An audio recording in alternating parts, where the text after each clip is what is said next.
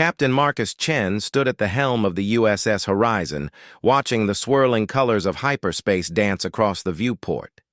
His crew had been on this diplomatic mission for 3 weeks, traveling to the outer rim of the galaxy to meet with the Zalathi Empire.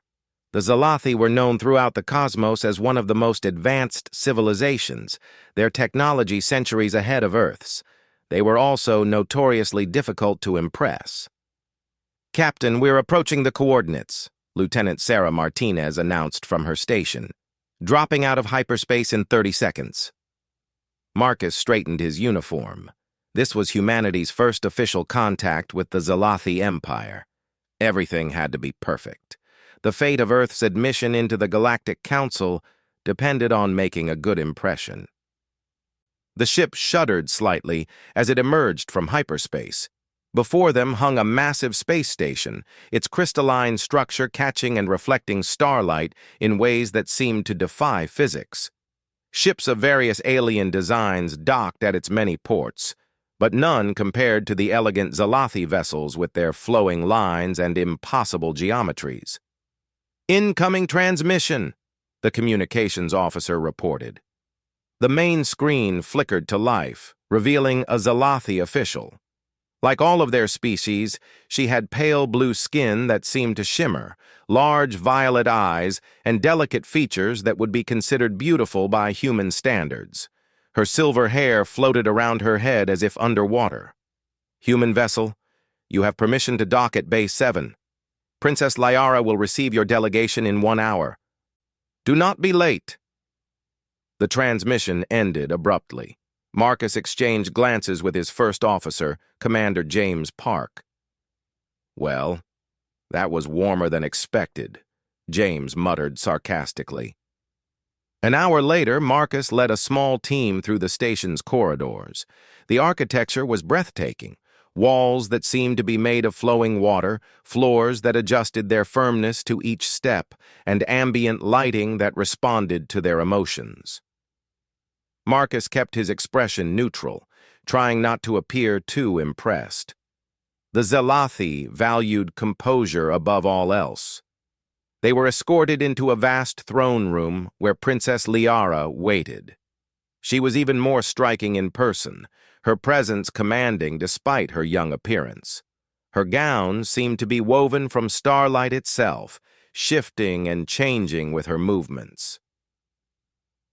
Beside her stood what Marcus assumed were advisors and guards, all watching the humans with barely concealed disdain. "Your Highness," Marcus bowed slightly, following the protocol they had studied. "I am Captain Marcus Chen of Earth. We are honored by your invitation." Princess Liara studied them with those unsettling violet eyes. When she spoke, her voice was like music, but her tone was cold. "Earth. Yes, the primitive world that recently achieved faster-than-light travel. Tell me, Captain, why should the Zalathi Empire waste time establishing relations with your species?" Marcus had prepared for this. The Zalathi respected strength and directness. "Your Highness, humanity offers unique perspectives and innovations. Our approach to problem-solving, while perhaps unconventional by galactic standards, has yielded surprising results." A slight smirk played on the princess's lips. "Surprising? Your technology is centuries behind ours. Your ships are crude. Your weapons are toys. What could you possibly offer?" This was the moment Marcus had been waiting for. He reached into his pocket and pulled out a small device, a simple smartphone. The Zalathi guards tensed, but Liara raised a hand to stop them. "This is one of our communication devices," Marcus explained. "May I demonstrate?" The princess waved her hand dismissively. "If you must." Marcus activated the phone and pulled up a simple game, a puzzle app his daughter had installed before he left Earth. The colorful graphics appeared on the screen, accompanied by cheerful music. He held it out toward the princess. "This is what we call a game. Entertainment. We created thousands of these for no other purpose than to bring joy and challenge to our people." Princess Liara's expression shifted almost imperceptibly. "You waste resources on Frivolous diversions? We call it art, Your Highness. Culture. The expression of creativity for its own sake. The princess stood from her throne and approached, her movement fluid and graceful. She took the device, her fingers hovering over the screen. How does it function? Marcus showed her the basic controls. Within moments, she was moving pieces across the screen, solving the puzzle with remarkable speed. But something unexpected happened. A small smile tugged at the corner of her mouth. The patterns are pleasing, she admitted quietly, almost to herself. One of her advisors stepped forward. Your Highness, surely this primitive entertainment is beneath. Silence, Liara commanded without looking up from the screen. She completed another level, and the device played a triumphant fanfare. Her eyes widened slightly. Was that delight? Marcus seized the opportunity. We have millions of these games. Stories, too. Music, art. Things we create simply because we can, because they bring us happiness. Happiness. Liara repeated the word as if tasting it. The Zalathi have not pursued such inefficient concepts for millennia. We focus on advancement, on perfection. But what's the point of perfection without joy, Your Highness?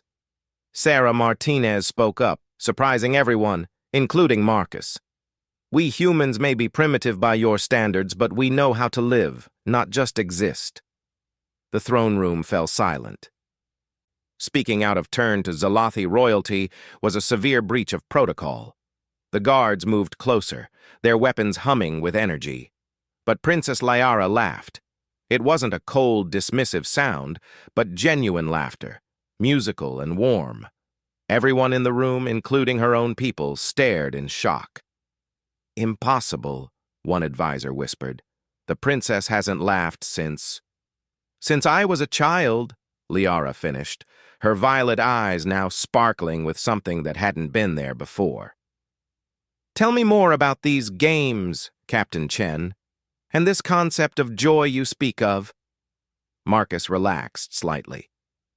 We have brought a cultural database with us, Your Highness. Music from hundreds of Earth cultures, literature spanning thousands of years, art in every conceivable form. We even have something called movies, stories told through moving pictures. And you created all of this while struggling with primitive technology? The princess seemed genuinely curious now. Perhaps because of it, Your Highness, Marcus replied. When life is difficult, we find ways to make it beautiful. When we face challenges, we tell stories about overcoming them. When we're sad, we create music that speaks to our souls. Princess Liara returned to her throne, still holding the smartphone. She gestured for her advisors to step back. You have 1 week, Captain Chen. Show me this culture of yours. Convince me that humanity has something to offer beyond your crude ships and primitive weapons. And if we succeed? The princess's smile was enigmatic. Then perhaps the galaxy needs to be reminded of what it means to truly live, not merely exist. You may go. Return tomorrow with your entertainment. As the humans left the throne room, Marcus could hear the faint sounds of the puzzle game still being played behind them. He caught Sarah's eye and nodded. They had done it. They had caught the alien princess off guard in a way no one could have predicted. But this was just the beginning. Marcus knew that the next week would determine not just Earth's place in the galaxy, but possibly the future of the Zalathi Empire itself. Because in that moment when Princess Liara laughed, something had awakened, something that had been dormant in her species for far too long. The question was, would the Zalathi embrace this rediscovery of joy, or would they reject it as weakness? And more importantly, what would happen when an alien princess, raised to be perfect and emotionless, discovered what it meant to feel truly alive? As they walked back to their ship, Marcus couldn't shake the image of those violet eyes lighting up with genuine happiness. He had come here expecting to negotiate treaties and trade agreements. Instead, he might have just initiated the greatest cultural revolution the galaxy had ever seen. All because of a simple puzzle game and the impossible sound of an alien princess's laughter. The next morning, Marcus and his team returned to the throne room with several large cases of equipment. Princess Liara was already there, and to everyone's surprise, she wasn't sitting on her throne. Instead, she stood by a massive window overlooking the cosmos, the smartphone still in her hand. "Your Highness," Marcus bowed. "I hope we haven't kept you waiting." She turned, and Marcus noticed dark circles under her eyes. "Captain Chen, I have completed all 900 levels of this Candy Crush game. Are there more?" Behind her, several advisors looked horrified. The princess had stayed awake all night playing human games? This was unprecedented. "There are thousands more games, Your Highness," Sarah said, stepping forward with a tablet. "And that's just the beginning of what we've brought to share." Commander Park and the rest of the team began setting up a large screen and sound system. The Zalathi guards watched suspiciously, but Liara waved them back. "What is this equipment?" she asked, approaching with curiosity that seemed almost childlike. "This is how we'll show you our movies, Your Highness," Marcus explained. "Stories told through sight and sound. We've selected a variety to demonstrate the range of human creativity." "Stories," Liara mused. "The Zalathi abandoned fictional narratives 3,000 years ago. We deemed them inefficient, a distraction from scientific advancement." "Perhaps," Marcus said carefully, "but stories teach us about ourselves. They help us understand emotions, relationships, and the complexities of existence."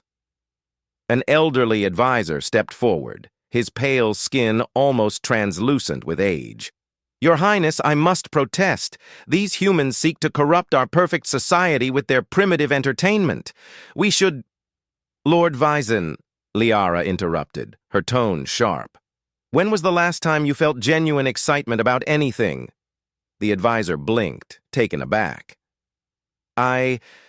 "Your Highness, excitement is an unnecessary emotion. We have evolved beyond such base feelings." "Have we?" Liara challenged.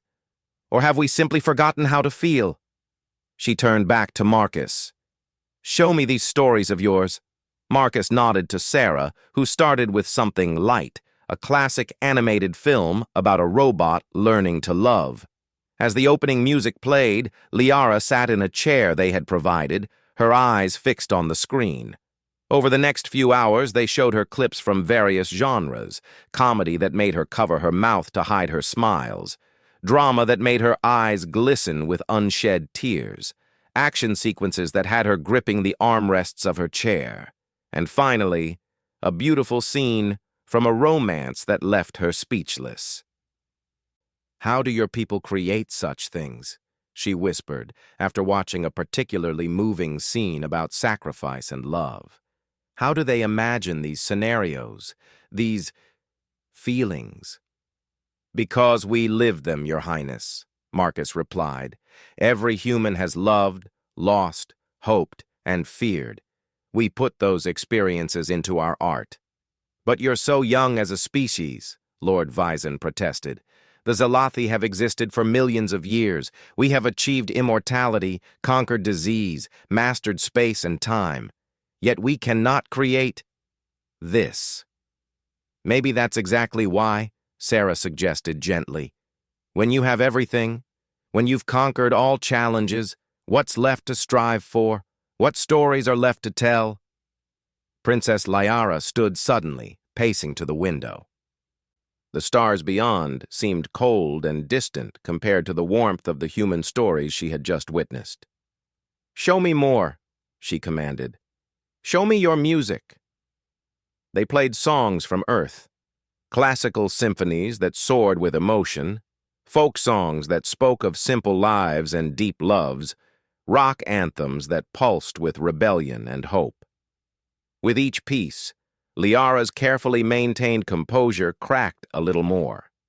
When a particularly beautiful aria filled the throne room, she closed her eyes and swayed slightly. It's speaking to something inside me, something I didn't know existed. That's the power of art, Your Highness, Marcus said softly. It connects us to parts of ourselves we've forgotten or never knew were there. Suddenly, alarms began blaring throughout the station. The throne room's doors burst open, and a younger Zalathi male rushed in, his usually perfect appearance disheveled. "Sister," he called out, then caught himself. "I mean, Your Highness, the Dominion fleet has been detected at the edge of our system. They demand our immediate surrender, or they will attack."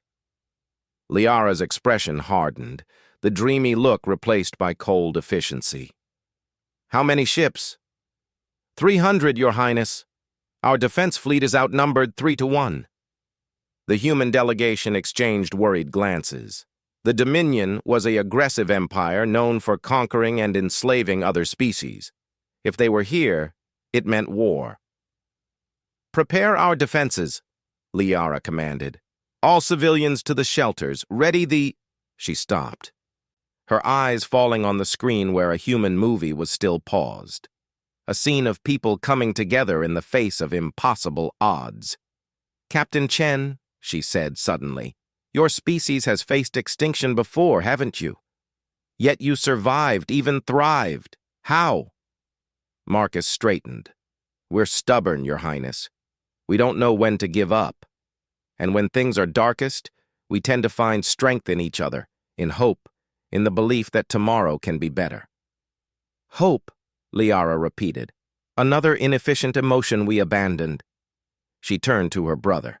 "Prince Kirill, gather the fleet commanders, and bring me the ancient texts from the vault, the ones about our people before the Great Enlightenment." "Sister, those are forbidden." "Do it," she commanded with such force that everyone stepped back. Then, more quietly, she added, "Please, Kirill, trust me." As her brother hurried away, Liara turned back to the humans. "You've shown me something today, Captain. My people have spent millennia perfecting ourselves, removing all traces of weakness, of emotion, of humanity, as you might say. But in doing so, we've also removed our strength." "Your Highness." Lord Vyzin looked confused. "Don't you see?" Liara's violet eyes blazed with newfound understanding.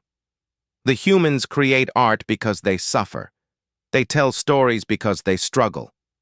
They sing because they feel. And because of all that, they never give up.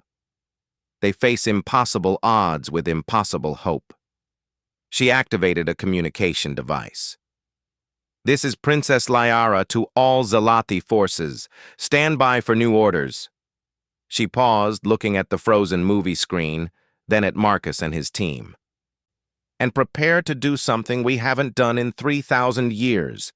Prepare to fight not just for survival, but for something worth surviving for." "What are you planning, Your Highness?" Marcus asked. A smile, genuine and fierce, spread across her face. "You've shown me your art, Captain Chen. Now I'm going to show you what happens when the Zalathi remember how to feel. The Dominion expects to face our technology, our logic, our cold efficiency. They won't be prepared for passion, for fury, for the wild unpredictability of awakened emotions." She picked up the tablet Sarah had given her earlier. "And when this is over, if we survive, I want to learn more. I want to feel more. I want my people to remember what we've lost in our pursuit of perfection."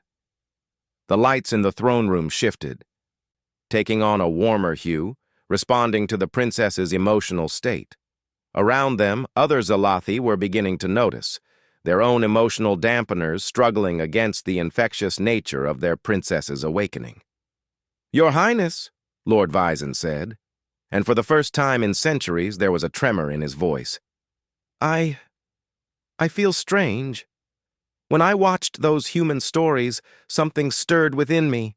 Is this fear? Excitement?" "It's life, old friend," Liara said gently. "It's what we gave up in exchange for our so-called evolution. But maybe, just maybe, the humans have shown us that we gave up the wrong things."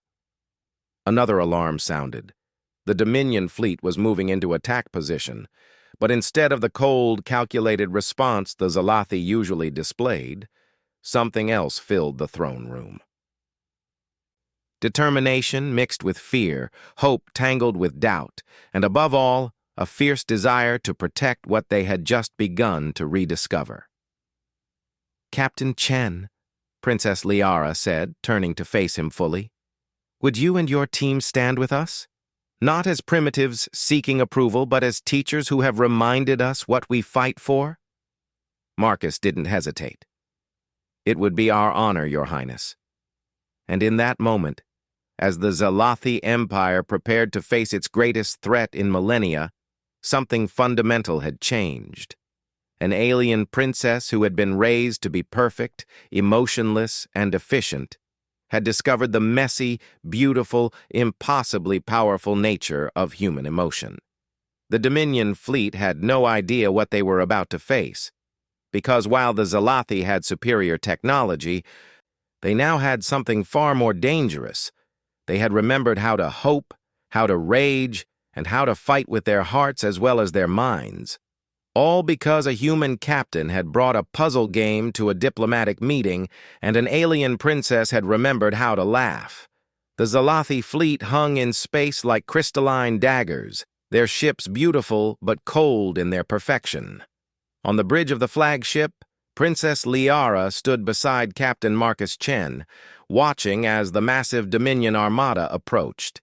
The enemy ships were brutal things, all sharp angles and weapon ports, designed to intimidate as much as destroy. "Their shields are unlike anything in our database," reported a Zalathi officer, his voice trembling with an emotion he couldn't quite identify. "Our weapons will have minimal effect." In the past, such news would have been met with cold calculation, a logical assessment of defeat. But now something different flickered across the bridge: frustration, fear, and surprisingly, defiance. "Then we don't fight them the way they expect," Liara said, her fingers dancing across the tactical display. She paused, looking at Marcus. "Your history is full of victories against superior forces. How?" Marcus studied the display. "Unpredictability, guerrilla tactics, and sometimes," he grinned, "pure human stubbornness and crazy ideas that shouldn't work but do." "Crazy," Liara repeated, tasting the word. A smile played at her lips. "I think I'm beginning to like crazy." She opened a channel to the entire fleet. "My people, this is your princess. For 3,000 years we have prided ourselves on logic, on the absence of emotion, on perfect predictability. Today I ask you to embrace chaos. Feel your fear. Let it sharpen your senses. Feel your anger. Let it fuel your determination. The Dominion expects to face computers. Let us show them what happens when the Zalathi remember their hearts." Across the fleet, something unprecedented happened. Zalathi officers began making decisions based not on probability matrices, but on instinct. Pilots who had flown in perfect formation for centuries suddenly began adding personal flourishes to their maneuvers. Engineers started implementing modifications they had always thought about but never dared suggest. "Incoming transmission from the Dominion flagship," the communications officer announced.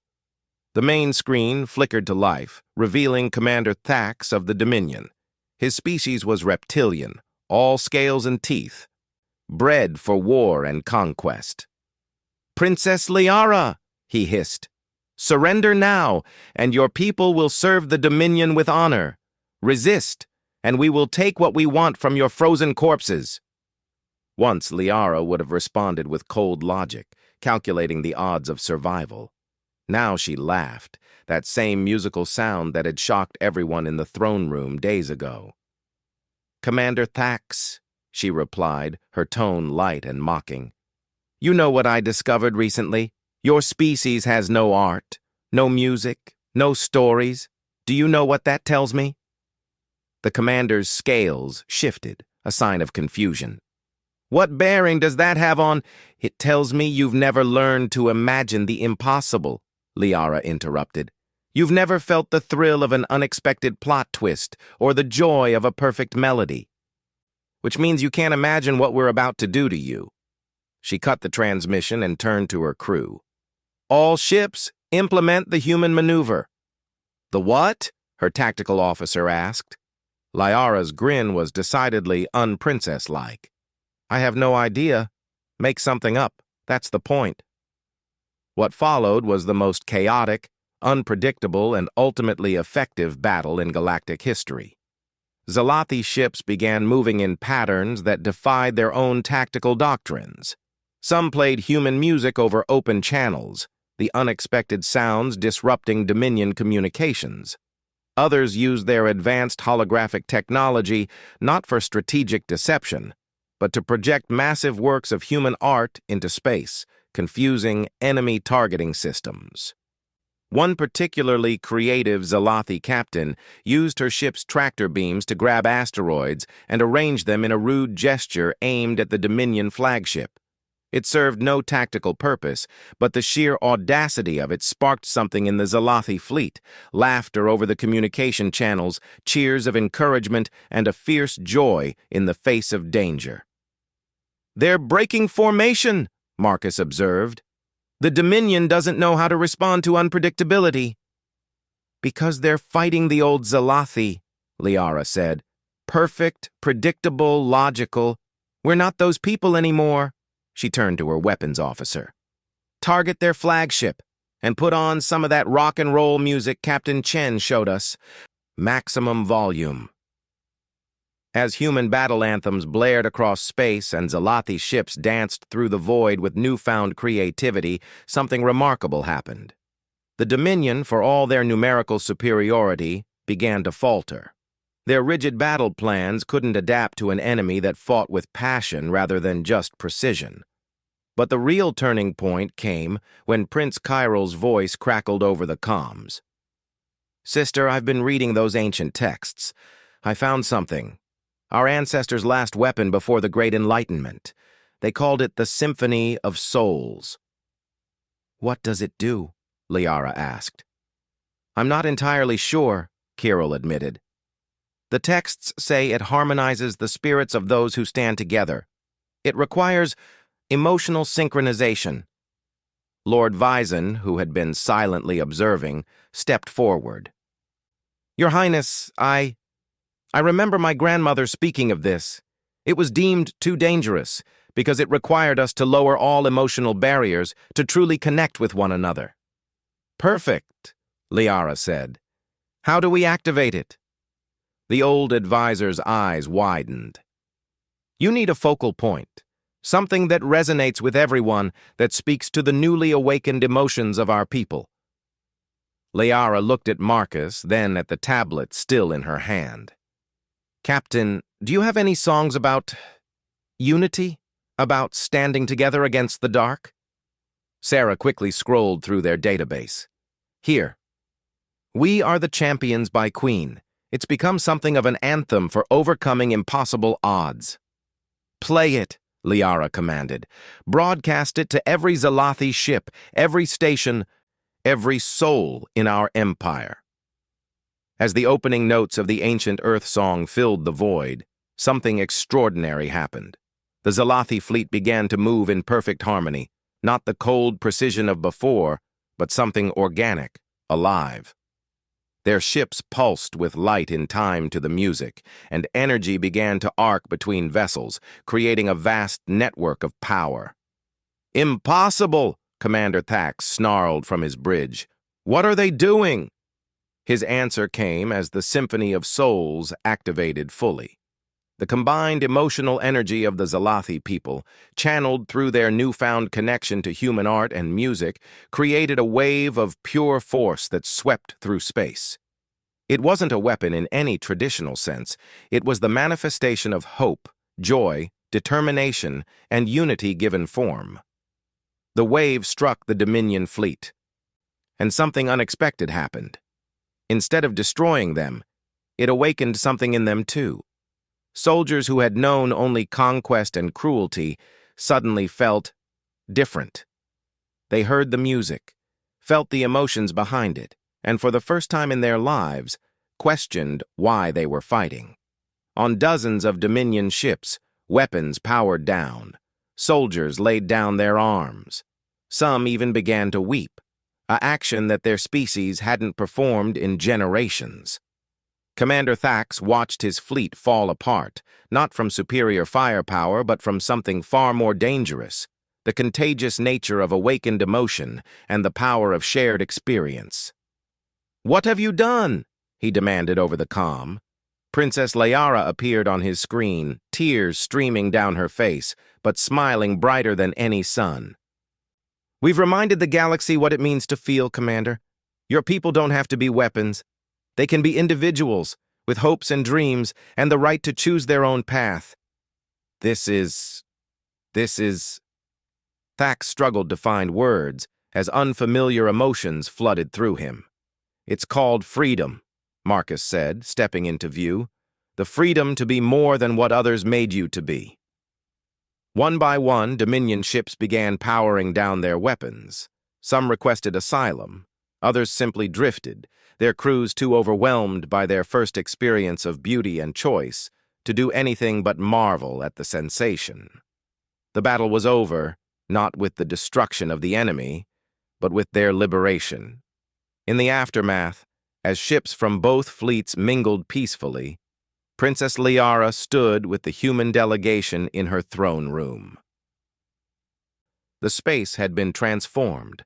Where once there was cold perfection, now there were screens showing art, speakers playing music, and Zalathi citizens discovering the joy of creative expression.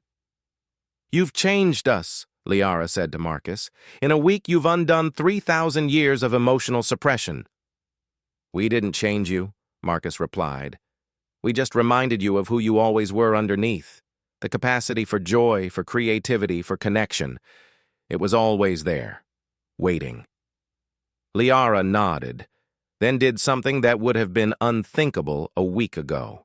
She hugged him, a gesture she had learned from human movies, but one that felt perfectly natural now.